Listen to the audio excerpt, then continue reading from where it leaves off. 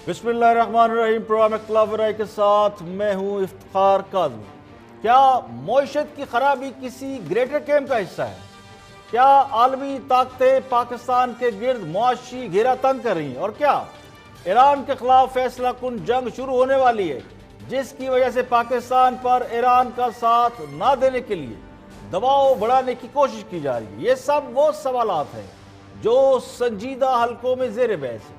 आलमी सियासत पर गहरी नज़र रखने वाले माहिरीन तो ये समझते हैं कि पाकिस्तान में मईशत का बहरान और डॉलर का फ्री फॉल होना पाकिस्तान को दबाव का शिकार बना रहा है, और एटमी ताकत होने के बावजूद दुनिया में हमारी पोजीशन कमज़ोर हो रही है। इधर तुम उधर हम, ये 48 साल पहले नारा सुना था, लेकिन आज भी ये नारा सुनाई दे रहा है। आज हम पटवारी हैं और यूथिया है। इधर तुम और उधर हम हैं। आज हमारी राय तकसीम हो चुकी है। जिस मुल्क को दहशतगर्दी तबाह न कर सकी, जिसको मजहब की बुनियाद पर तकसीम न किया जा सका, जो फिरका बंदी की वजह से तकसीम न हो सका, जिसको बलोचिस्तान में दहशतगर्दी के जरिए तोड़ने की कोशिश की गई लेकिन तोड़ न सके, जिसको लिसानी बुनियादों पर अंदर से जख्म पहुंचाए गए, जिसको दुनिया भर में बदनाम करके दहशतगर्दी का लेबल लगाकर कुछ ना बिगाड़ा जा सका, जिसका भारत दुनिया भर में प्रोपेगेंडा करने के बावजूद एक बाल भी बीका नहीं कर सका, जिसकी जंगी ताकत दुनिया में मुसल्लम है, मानी जाती है, उस मुल्क में मईशत का इस बुरी तरह गिर जाना सबके लिए हैरान कुन है, और इसे किसी आलमी साजिश से ताबीर किया जा रहा है। करेंसी की कदर में कमी और डॉलर की कीमत में इजाफे से बेचैनी बढ़ी।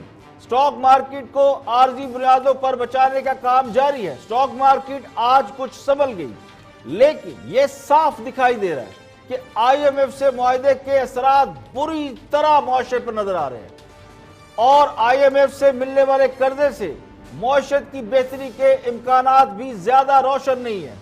इस किस्म के बदतरीन मुआशी हालात में कौम जिस तरह तकसीम का शिकार है, वो ज्यादा तशवीश का बायस है। हाँ साहब को लाने वाले हुकूमत की नाकामियों से मायूस होने की बजाय झंझलाहट का शिकार नजर आ रहे हैं। नौजवानों की बड़ी तादाद जो हुक्मरान जमात से उम्मीदें लगाए बैठी थी, जिसके हाथ में सोशल मीडिया नामी बंदूक थमा दी गई थी, वो आज भी उसी बंदूक से उसी तरह फायरिंग कर रहा है, और ना अपनी नाकामी को तस्लीम करने को तैयार है, और ना उसकी आलमी सियासत पर नजर है, और ना वो ये मानने को तैयार है कि जाने वालों से आने वाले ज्यादा नालायक साबित हुए, और जिनके फैसलों ने मुल्क को इस नहज पर पहुंचा दिया है कि जहां हमें हर चीज पर कंप्रोमाइज करना पड़ा है। इक्तिसादी दबाव से निकलने के लिए हमें या तो IMF के बाद अमेरिका के पास जाना पड़ेगा, या फिर सऊदी अरब की तरफ देखना पड़ेगा, और लगता यूं है कि हमें घेर गार कर उसी तरफ ले जाया जा रहा है जहां चॉइसेस बहुत कम रह जाएं। सवाल ये कि क्या यह ग्रेटर गेम का हिस्सा है, या फिर दूसरों को हम मौका दे रहे हैं कि हम आपकी ग्रेटर गेम का हिस्सा बनने के लिए तैयार हैं? प्रोग्राम में और भी अहम मौज़ूआत शामिल है, देखते हैं हाईलाइट। ब्लैक होल में झोंकते हैं 1100 बिलियन हर साल। Okay, compare to the monsters of this 26%। भाई आप ये बताएं कि खर्चे ज्यादा हुए या कम हुए हैं? इसमें हमारे साहब इनके सवाल का जवाब दे दें। आप देखें, आपका जो गवर्नमेंट एक्सपेंडिचर है ना, क्लैरिफिकेशन हो जाए। मैं आपको वो साबित करना चाहता है कि हम डॉलर को नीचे फेंकेंगे और रुपए को ऊपर लेके आएंगे, तो ये तो तरीका नहीं है कि आग लगा। डॉलर को अगर आप आग लगाएंगे तो उसकी मजीद कमी वाक़ हो जाएगी, मजीद कमी और क्योंकि डॉलर की जरूरत तो खत्म नहीं होगी। हाँ बिल्कुल। और मुफ्ती साहब का कहना सारा आंखों पर है। हमने भी अपील की थी, लेकिन हाथ रखने से कहीं दर्द जिगर जाता है। उसमें ज़मानत देनी है या नहीं देनी। मैंने जब आपका सवाल आया तो अक्कड़ बक्कड़ बम्बे भो भी किया, कालियाँ इट्टां काले रोड भी किया, टॉस भी किया, अभी तक कोई जवाब नहीं आया। कहीं हाँ में आता है, कहीं ना में आता है, कोई अजीब व गरीब सा सिचुएशन। बिस्मिल्लाहिर्रहमानिर्रहीम। मुनीब, मैं आपकी शुक्रगुजार हूँ। देखिए, बात यह है कि मरीज़ जितना लागर लाचार और कमज़ोर हो, एक वक्त आता है कि देखना पड़ता है कि उसकी बीमारी की वजूहात क्या हैं और उसका دیکھیں میں سمجھتا ہوں کہ پرویز خٹک وہ شخص ہے جو آج بھی اس کے پہ کوئی انگلی نہیں اٹھ سکتی. یہ نہیں کہ میرا چیف منسٹر رہا ہے، حالانکہ میں اس کے دور میں وزارت سے ہٹا تھا، لیکن میں اس شخص کو جانتا ہوں کہ وہ کس طرح ایمانداری سے اپنا وقت اس نے گزارا ہے. اس پہ ہزار آپ لوگ انگلی اٹھائے، لیکن ہم نے دیکھا ہے اس کو 5 سال میں. اپوزیشن کے لیے نئے الیکشنز ہوں گے، حکومت کا جانا تو نہیں ٹھہرا، بلکہ حکومت کچھ اور بہت جلدی میں جانے کی. دیکھیں بات یہ ہے، پہلے دن سے ہم کہہ رہے تھے کہ حکومت کو ہم کیا گرائیں گے، حکومت خود اپنے وزن سے گرنے والی ہے. اور اب کچھ عام خبریں آپ سے شیئر کرتے ہیں کہ ڈالر کی اونچی اڑان وقتی طور پر رکتی ہوئی نظر آ رہی ہے. ڈالر 151.5 روپے ہو گیا. انٹر بینک میں کاروبار کا آغاز ہوا تو ڈالر کے قدر میں 8 پیسے کا معمولی اضافہ. کچھ دیر اضافے کے بعد کمی دیکھنے میں آئی. ڈالر 32 پیسے کمی کے بعد انٹر بینک میں 151 روپے 60 پیسے پر آ گیا. دوسرے اسٹاک مارکیٹ میں کئی روز کے بعد تیزی دیکھنے میں آئی. 100 انڈیکس 835 پوائنٹ کے اضافے کے بعد 33,000 کی نفسیاتی حد عبور کر گیا.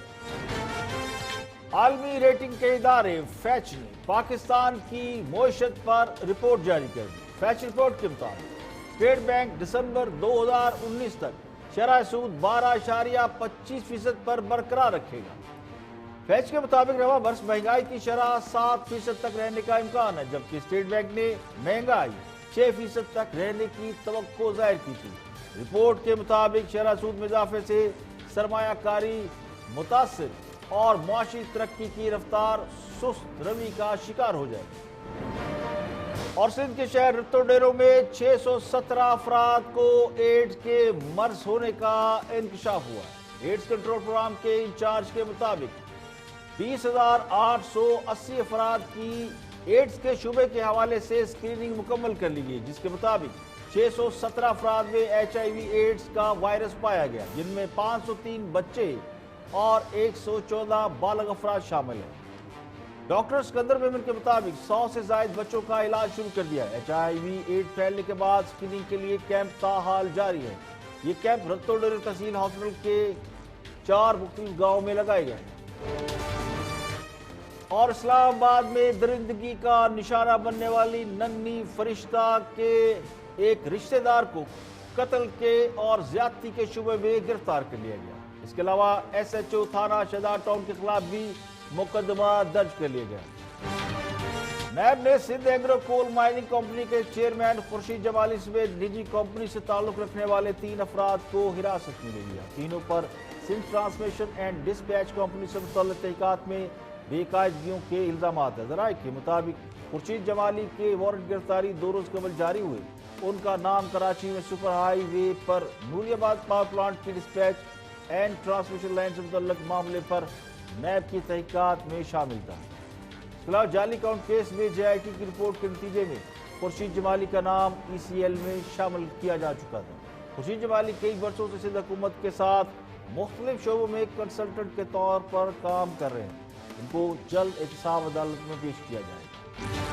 اسلام آباد میں کم سن بچی فرشتہ قتل کیس میں 3 افراد کو گرفتار کر لیا گیا. اس کے علاوہ علاقہ کے SHO کے خلاف مقدمہ بھی درج کر لیا گیا. پولیس ذرائع کے مطابق 3 افراد کو شک کی بنیاد پر حراست میں لیا گیا، جن میں 2 افغانی شامل ہیں جو مقتول بچی کے ہمسائے ہیں. ان میں سے ایک شخص مقتولہ کی سہیلی کا والد ہے. دوسری طرف SHO کے خلاف مقدمہ مقتول بچی فرشتہ کے والد کی مدعیت میں درج کیا گیا، جس میں کہا گیا ہے کہ واقعے میں ملوث اہلکاروں اور SHO کے خلاف مجرمانہ غفلت برتنے پر کارروائی کی جائے. FIR کی بجائے پولیس اہلکار تھانے کی صفائیاں کراتے رہے، جبکہ SHO نے بچی کو ڈھونڈنے کی بجائے کہا کہ کسی کے ساتھ بھاگ گئی ہوگی. لواحقین نے بچی کو ڈھونڈنے اور FIR درج کرانے کے لیے تھانے کے کئی چکر لگائے. آگے بڑھتے ہیں اور معیشت کے حوالے سے مجیب الرحمان شامی اپنا تجزیہ دے رہے ہیں. نقطہ نظر میں واچ مجیب الرحمان شامی. بتا رہے ہیں کیا جائے سر. ایک گجرانوالہ سے خبر سنیں. گجرانوالہ کے ایک نوجوان نے جذبات میں آ کے اس نے کچھ چند ڈالرز کے پاس سے آگ لگا دی. وہ ثابت کرنا چاہتا ہے کہ ہم ڈالر کو نیچے پھینکیں گے اور روپے کو اوپر لے کے آئیں گے. تو یہ تو طریقہ نہیں ہے کہ آگ لگا ڈالر کو اگر آپ آگ لگائیں گے تو اس کی مزید کمی واقع ہو جائے گی. مزید کمی واقع. اور کیونکہ ڈالر کی ضرورت تو ختم نہیں ہوگی. ہاں بالکل. اور مفتی صاحب کا کہنا سارا آنکھوں پر ہے. ہم نے بھی اپیل کی تھی لیکن ہاتھ رکھنے سے کہیں درد جگر جاتا ہے. یہ تو یہ تدبیر کرنی پڑے گی. اور دیکھیں یہ جو ڈاکٹر وقار مسعود صاحب کا میں کالم پڑھ رہا تھا وہ دیکھیں ایک تو یعنی پہلی دفعہ تاریخ میں ایسا ہوا ہے کہ آئی ایم ایف کا پروگرام جب وہ جو معاہدہ اس کا اعلان نہیں کیا وزیر خزانہ نے اور آئی ایم ایف کے نمائندے نے بیٹھ کر پریس کانفرنس نہیں کی, لوگوں کے سوال نہیں لیے, لوگوں میں ایک اعتماد پیدا نہیں کیا, ایک مبہم سا پریس ریلیز جاری ہوا اور اس کے بعد پھر یہ خبر آئی کہ ابھی یہ فائنلائز نہیں ہوا اور اس کو بھی بورڈ میں بھی جائے گا. اور پھر ہمارے وزیر اعظم صاحب وہ منی چینجر سے ملاقات کرنے بیٹھ گئے اور اگلے دن وہ پھر آگ لگ گئی, ڈالر پھر اونچا چلا گیا, $2 اس وقت تو نیچے. تو آپ یہ بتائیے پھر وزیر اعظم کے اس کیا فائدہ ہوا. اور اسد عمر صاحب کی تقریریں پڑھ لیجئے اور وزیر اعظم کی پڑھ لیجئے اور دیکھیے کہ کیا یہ لوگ کہتے رہے ہیں. اب خدا کے لیے ان کو خود منظر عام پر آنا چاہیے, لوگوں سے خطاب کریں, ان کو اعتماد میں لیں, وزیر خزانہ حرکت میں آئیں, پردے کے پیچھے نہ چھپیں. عمران خان صاحب کی جو ایک معمول رہا ہے کہ اہم ایشوز پر فوراً قوم سے خطاب کرتے تھے, میرا خیال ہے یہ آئیڈیل موقع ہے اور یہاں بہت ضرورت ہے. آپ نے درست نشاندہی کیا, آپ آئیں سامنے قوم کو 10 منٹ کا 15 منٹ کا خطاب کریں, ڈالر اور اکانومی ادروائز یہ دیکھیے یہ تو بالکل ایسی بات ہے کہ پرانی حکومت نے یہ کر دیا. بھائی ایک منٹ, اب ایسا ہے کہ آپ نے گاڑی خریدی ورکشاپ سے اور خود ایکسیڈنٹ کر دیا سڑک پہ لا کر اور پرچہ کٹوا رہے ہیں شو روم والے کے خلاف جس سے گاڑی خریدی آپ نے. جو آپ ڈرائیونگ کر رہے ہیں, جس طرح گاڑی چلا رہے ہیں اور جس طرح وہ ٹکریں لگا رہے ہیں, اس کا نتیجہ وہی ہوگا. اللہ ہمارے حال پر رحم کرے, آنے والے دنوں جو ہیں ان کو بہتر بنائے ہمارے. پہلے کہتے تھے کہ بندہ ایماندار ہونا چاہیے اور قابلیت کوئی چیز نہیں ہوتی. اگر بندہ ایماندار ہو تو سب کچھ ٹھیک ہو جاتا ہے. بہت سمجھایا تھا کہ آدمی جتنا بھی ایماندار ہو اس وقت تک ڈرائیور نہیں رکھا جا سکتا جب تک اسے گاڑی ڈرائیو کرنا نہ آتی ہو, ورنہ گاڑی ٹھوکتا پھرے گا. تو معیشت کی گاڑی اناڑی ڈرائیور کے ہاتھ میں دینے کے بعد یہ توقع کرنا کہ کوئی حادثہ نہیں ہوگا, یہ خود کو دھوکہ دینے کے مترادف ہے. اور تجربہ کار ڈرائیور بھی اس وقت لگایا گیا, یعنی نئے مشیر خزانہ جب معیشت جھٹکے لیتی پھر رہی تھی. اب تجربہ کار ڈرائیور رکھ لیا ہم نے, لیکن اب مسئلہ یہ ہے کہ منزل کی خبر نہیں. پہلے ڈرائیور اناڑی تھا, اب منزل کی خبر نہیں, تو معیشت کا بیڑا غرق تو ہونا ہی ہے. اوپر سے پوری قوم جذباتی ہے, ڈالر کے بائیکاٹ کے نعرے مار رہی ہے اور ان کا خیال یہ ہے کہ ترکی کی طرح ڈالر کے بائیکاٹ کا نعرہ مار کر روپے کی قدر کو ٹھیک کیا جا سکتا ہے. دیکھیں ترکی کو امریکہ نے دھمکی دی تھی, اس کے لیے قوم ایک ہو گئی, لیکن ہمیں تو اپنے مار رہے ہیں جو ڈالر کو فری فال کی طرف لے جا رہے ہیں. ڈالر کی خرید و فروخت مالدار لوگ کر رہے ہیں جو نہ غیر ملکی اشیاء کا بائیکاٹ کریں گے اور نہ ہی ڈالر خرید کر جمع کرنے سے باز آئیں گے. یہاں پہ لیں گے ایک بریک, اور بریک کے بعد جب واپس آئیں گے تو اور بھی ہم موضوعات آپ کے ساتھ شیئر کریں گے. ہمارے ساتھ رہیے. ویلکم بیک, آپ دیکھ رہے ہیں پروگرام اختلاف رائے اور میں افتخار کاظمی. آگے بڑھتے ہیں اور وزیر اعظم کی باور خصوصی برائے اطلاعات فردوس عاشق کے بعد معیشت کے حوالے سے گفتگو کر رہی ہے آپس کی بات میں, اور پی ایم ایل این کے رہنما طلال چودھری ان سے ڈیبیٹ کر رہے ہیں. واچ آپس کی بات. لوگوں کو پتہ چل چکا ہے اور میں بھی سمجھتا ہوں ہم ماشاءاللہ میڈیکل ڈاکٹر بھی ہیں. واقعی آپ نے وہی اصطلاح استعمال کی ہے. وہ مسئلہ یہ ہے کہ علاج کروانے جائیں, جیب میں محدود سی رقم ہو اور وہاں جا کر بل جو ہے وہ علاج سے بہت بڑا بن جائے, اور وہ درد تو بندہ بھول جاتا ہے, وہ بل کو بار بار دیکھ کے کہتا رہتا ہے میرے علاج کا بل کتنا آ گیا ہے. تو یہاں تو جو حالات ہیں ڈالر کے 3-3, 4-4 روپے روز بڑھ رہا ہے, تو یہ تو اس علاج کا بل بہت زیادہ ہو گیا. ڈاکٹر صاحبہ یہ کون اور کیسے ادا کر پائیں گے ہم؟ بسم اللہ الرحمن الرحیم. منیب میں آپ کی شکر گزار ہوں. دیکھیں بات یہ ہے کہ مریض جتنا لاغر لاچار اور کمزور ہو, ایک وقت آتا ہے کہ دیکھنا پڑتا ہے کہ اس کی بیماری کی وجوہات کیا ہیں اور اس کے کاز کو جاننا بڑا ضروری ہوتا ہے, اور مرض کی تشخیص بہت ضروری ہوتا ہے. اگر وہ مرض کی تشخیص درست نہ ہو اور صحیح کوالیفائڈ ڈاکٹر کے پاس جا کے وہ علاج نہ کرائے تو جتنا مرضی وہ خرچہ کرے, جدھر مرضی جائے, تشخیص کے بغیر مرض کا علاج ممکن نہیں. تشخیص موجودہ حکومت کر چکی ہے کہ یہ مرض جو تھا یہ وہ جو فیصلے کرنے کے وقت تھے اس وقت وہ فیصلے کارپٹ کے نیچے چھپائے جاتے رہے, مسائل پہ پردہ ڈالا جاتا رہا اور عوام کو سب اچھا ہونے کی نوید سنائی جاتی رہی, اور وہ اگر ساتھ ساتھ اس مریض کو ریلیونٹ میڈیسن ملتی رہتی تو پھر آپریشن کی نوبت نہ آتی.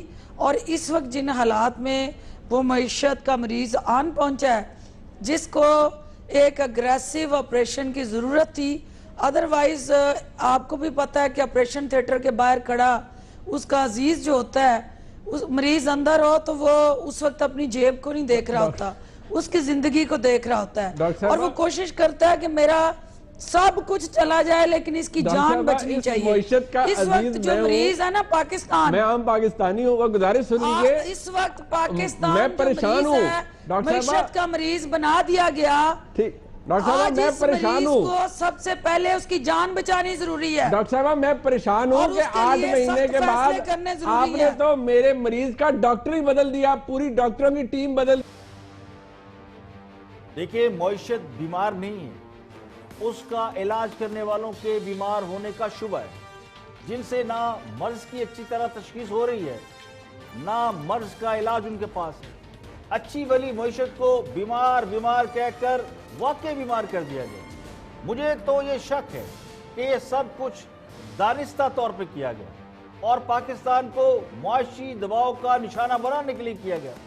جو معیشت 2 سال پہلے ٹھیک ٹھاک چل رہی تھی, پاکستان دنیا کی 16ویں بڑی معیشت بننے جا رہا تھا, جس کے بارے میں کینیڈا اور اٹلی سے بھی بڑی معیشت بننے کی پیشگوئی کی جا رہی تھی, وہ خان صاحب کے ہاتھ میں آئی اور آتے بیمار ہو گئی, اور اتنی بیمار کہ اسے وینٹیلیٹر پر پہنچا دیا گیا, اور خود ڈاکٹر بن کر اس کا علاج کرنے کی بجائے رونے دھونے اور ماتم کرنے پر وقت ضائع کر دیا, اور قوم کو اعداد و شمار کے گورکھ دھندے میں الجھا کر رکھ دیا گیا ہے. حکمران جماعت نہ بیماری کا علاج کر پا رہی ہے نہ بیماری سمجھ رہی ہے, الٹا قوم کو ذہنی مریض بنا دیا گیا ہے.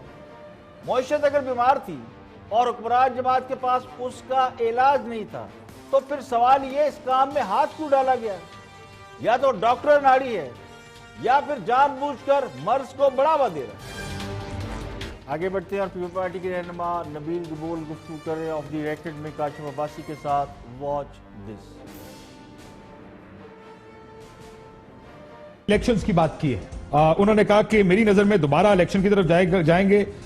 پوچھا گیا لیڈ کون کرے گا, مولانا صاحب یا آپ؟ نے کہا میرا بیٹا اور مریم نواز لیڈ کریں گے. سنیے گا کہ زرداری صاحب نے کیا بات کہی اگلے الیکشنز کے بارے میں.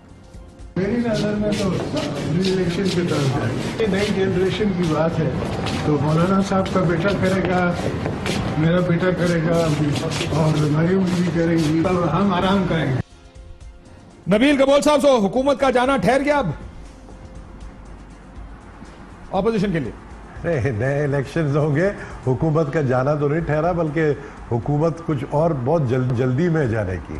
دیکھیں بات یہ ہے, پہلے دن سے ہم کہہ رہے تھے کہ حکومت کو ہم کیا گرائیں گے, حکومت خود اپنے وزن سے گرنے والی ہے. آپ یقین کریں کہ جو اس وقت مہنگائی ہے اور جو عوام نے ووٹ دیے, میں کراچی کی بات کر رہا ہوں جہاں سے 14 سیٹیں ملی ہیں, آپ کراچی میں 14 کے 14 ایم این ایز اپنے گھر سے نہیں نکل سکتے ہیں. یہ حالات ہے کہ لوگ جو گراف عمران خان کا اوپر گیا تھا, ایک ویو تھا, وہ ٹوٹلی جو ہے وہ ٹوٹلی نیچے آ گیا ہے. اب بات یہ ہے کہ ایسے حالات میں عمران خان جو فیصلے لے رہا ہے, میں سمجھتا ہوں کہ عمران خان کے اپنے ذاتی فیصلے نہیں ہیں, ورنہ کوئی بھی پولیٹیشین اپنی امیج کو اتنا خراب نہیں کرے گا جس طرح عمران خان کر رہا ہے, جس طرح اپنے ہر وعدوں سے جو ہے وہ پیچھے ہٹ رہا ہے.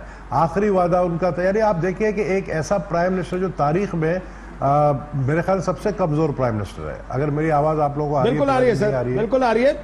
تاریخ میں تو اور بھی گیلانی صاحب بھی کوئی اتنے تگڑے وزیر اعظم تو نہیں تھے پیپلز پارٹی کی حکومت. دیکھیں فیصلوں کے نتائج سے پتہ چل رہا ہے کہ فیصلے کوئی اور نہیں کر رہا بلکہ خود خان صاحب کر رہے ہیں. ان فیصلوں میں نا تجربے کاری کا عنصر نمایاں ہے. جن لوگوں کے بارے میں کہا جا رہا ہے کہ وہ خان صاحب کو لے کر آئے ہیں, وہ نا تجربہ کار بھی نہیں ہے اور اناڑی بھی نہیں ہے، نہ ہی ان کے پاس تجربہ کار لوگوں کی کوئی کمی ہے۔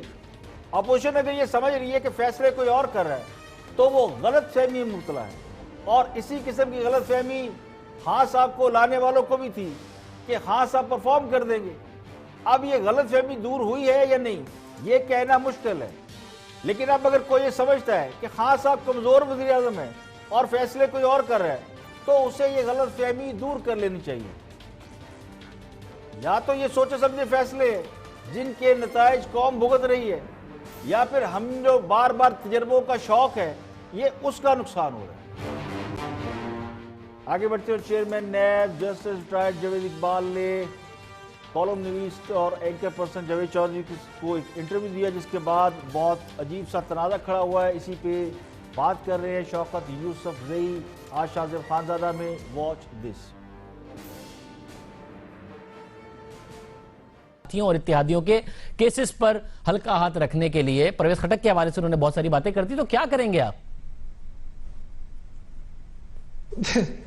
دیکھیں میں سمجھتا ہوں کہ پرویز خٹک وہ شخص ہے جو آج بھی اس پہ کوئی انگلی نہیں اٹھ سکتی۔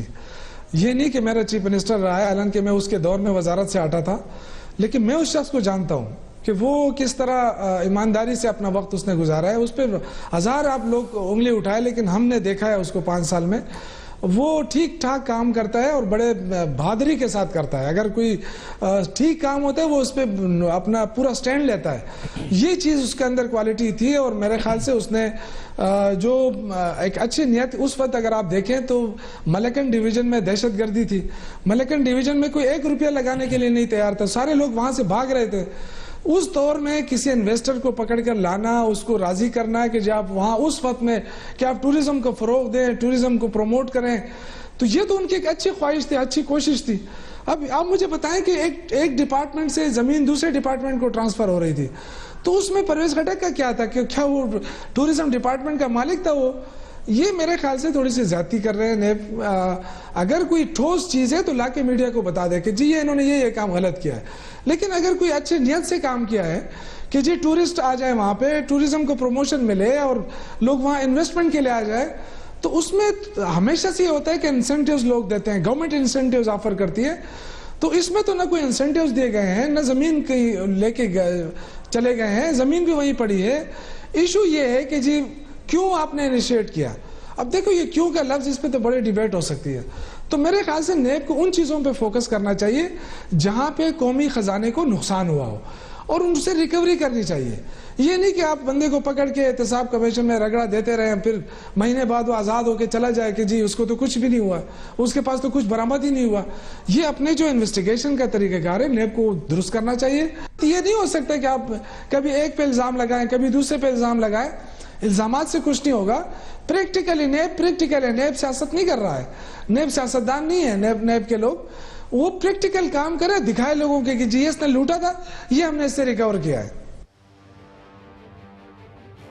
تاڑنے والے بھی قیامت کی نظر رکھتے ہیں، جو یہ سمجھ رہے ہیں کہ نیب کی گوشمالی کر کے حکمران جماعت چیئرمین نیب کو ریسکیو کرنے کی کوشش کر رہی ہے، اور یہ ظاہر کرنے کی کوشش کر رہی ہے کہ جیسے حکومت بھی نیب کی کارکردگی سے مطمئن نہیں ہے۔ اسی طرح کی ایک واردات ہمارے دوست فواد چودھری بھی کر چکے ہیں، جب وہ وزیر اطلاعات تھے، اور انہوں نے ہیلی کاپٹر کیس کے حوالے سے یہ کہا تھا کہ نیب بڑی زیادتی کر رہے ہیں، ہیلی کاپٹر کیس کو بند کر دینا چاہیے۔ اب چیئرمین نیب کے اخباری انٹرویو پر تنازع کھڑا ہوا ہے، اور اپوزیشن ان کے خلاف ایکشن لینے کے مطالبات کر رہی ہے۔ اپوزیشن کا الزام یہ ہے کہ چیئرمین نیب تعصب اور جانبداری سے کام لے رہے ہیں، یعنی عین اس وقت حکمران جماعت کے ایک وزیر کو میدان میں اتار کر یہ ثابت کرنے کی کوشش کی جا رہی ہے کہ نیب اور اس کے چیئرمین غیر جانبدار ہیں، اور پرویز خٹک کو بھی انہوں نے بغیر ثبوتوں کے ٹارگٹ کیا ہوا ہے۔ تو نیب کی کارکردگی سے حکومت بھی خوش نہیں، تو یہ تاثر دیا جا رہا ہے۔ لیکن جیسا میں نے کہا کہ تاڑنے والے قیامت کی نظر رکھتے ہیں، جنہیں یہ سمجھ آ رہا ہے کہ تعصب اور جانبداری کا داغ یا الزام دھونے کی کوشش کی جا رہی ہے۔ یہاں پہ لیں گے ایک بریک، اور بریک کے بعد جب واپس آئیں گے اور بھی اہم موضوعات آپ کے ساتھ شیئر کریں گے، ہمارے ساتھ رہیں گے۔ ویلکم بیک، آپ دیکھ رہے ہیں پروگرام اختلاف رائے، میں افتخار کاظمی۔ گفتگو کرتے ہیں رپورٹ کارڈ میں ارشاد بٹی کالمسٹ تجزیہ نگار ہے اور نواز شریف کی اسلام آباد ہائی کورٹ میں طبی بنیادوں پر دی گئی ضمانت کی درخواست کے حوالے سے اپنا تجزیہ دے رہے ہیں واچ ارشاد بٹی۔ اس نے ضمانت دینی ہے یا نہیں دینی؟ میں نے جب آپ کا سوال آیا تو اکڑ بکڑ بھمبے بھو بھی کیا، کالیاں اٹاں کالے روڈ بھی کیا، ٹاس بھی کیا، ابھی تک کوئی جواب نہیں آیا۔ کہیں ہاں میں آتا ہے، کہیں نہ میں آتا ہے، کوئی عجیب و غریب سا سچویشن ہے۔ لیکن حیرانگی میرے لیے یہ ہے، میرے لیے معمہ یہ ہے، پریشانی یہ ہے، تشویش یہ ہے کہ یہ نواز شریف صاحب، زرداری صاحب یا دیگر صاحبان کی کیسیں، اپیلیں، نظر ثانی اپیلیں، نظر ثانی در نظر ثانی اپیلیں، نظر ثانی در نظر ثانی در نظر ثانی اپیلیں، یہ کیسے آنن فانن لگ جاتی ہیں عدالتوں میں؟ کیسے ان کو عدالتیں ان کا ہی انتظار کر رہی ہوتی ہیں کہ پتہ کرو میاں صاحب دا وکیل آیا کہ نہیں آیا، ذرا پتہ کرنا ہو زرداری صاحب دا وکیل آیا کہ نہیں آیا۔ یعنی ہم اپنی جب بات کرتے ہیں تو کہا جاتا ہے کہ 21 لاکھ مقدمے ہیں، 3000 جج ہیں، 24 گھنٹے بھی کام کریں تو ہم نہیں کر سکتے، پورے نہیں پور سکتے۔ ہم جب اپنی بات کرتے ہیں تو لمبی لائنیں، دادے کے پوتے، پوتے کے دادے، دادے کے سپریم کورٹ کی لمبی ایک اپیل یعنی ان کی فوراً لگ جاتی ہیں، اچانک یہ آتے ہیں اور لگا لیتے ہیں۔ دوسری بات ہے کہ جو بات اصل میں ایک یعنی اس نظام کو، اس نظام کے چلانے والوں کو سمجھنی چاہیے کہ جس دن نواز شریف اور آصف علی زرداری ہماری طرح تھانے کچہریوں میں رولنے لگے، ان نظام ٹھیک ہو جائے گا، یا جس دن ہمارا ان کی طرح سنی گئی، ہم ان کی طرح وی آئی پی ہو گئے، نظام ٹھیک ہو جائے گا۔ اچھا باقی رہ گئے نااہل کرپشن پر سزا یافتہ نااہل مجرم میرا محبوب قائد، پھر اسلام آباد ہائی کورٹ میں آ گئے ہیں، یعنی یہاں معاملہ حل نہیں ہوگا تو پھر چلے جائیں گے سپریم کورٹ طبی بنیادوں پر۔ یہ نیلسن منڈیلا ہے، مہاتیر محمد ہے، ماؤ زے تونگ ہے، طبی بنیادوں پر پھر اپیل، پھر نظر ثانی اپیل، پھر سال۔ اور اس درخواست میں 2 چیزیں بڑی امپورٹنٹ لکھی ہیں، ایک تو سائل کو جان لیوا امراض لاحق ہیں، یہ تو ہمیں پتہ ہے۔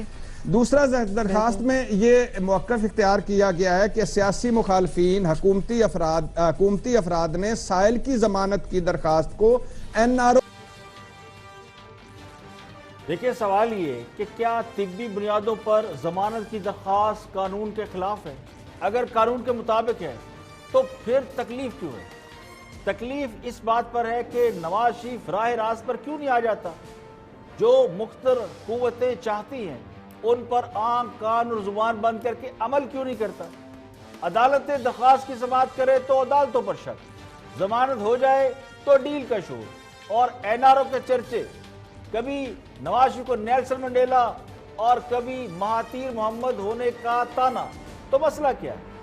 تو مسئلہ یہ لگتا ہے کہ نواز شریف وہ ہڈی بن چکا ہے جو نہ اگلی جا رہی ہے نہ نگلی جا رہی ہے، جس سے جان چھڑانا مشکل ہوتا جا رہا ہے اور جو خاموش رہ کر بھی سینوں میں پھانس کی طرح چبھ رہا ہے۔ نواز شریف کی اسلام آباد ہائی کورٹ سے ضمانت ہوتی ہے یا نہیں ہوتی، اس سے قطع نظر عدالتوں سے اسے ریلیف ملتا ہے یا نہیں ملتا، علاج کی اجازت دے یا نہ دے، لیکن یہ بات طے ہے کہ نواز شریف سب کو ایکسپوز کرتا جا رہا ہے اور اسی کی سب سے زیادہ تکلیف ہے۔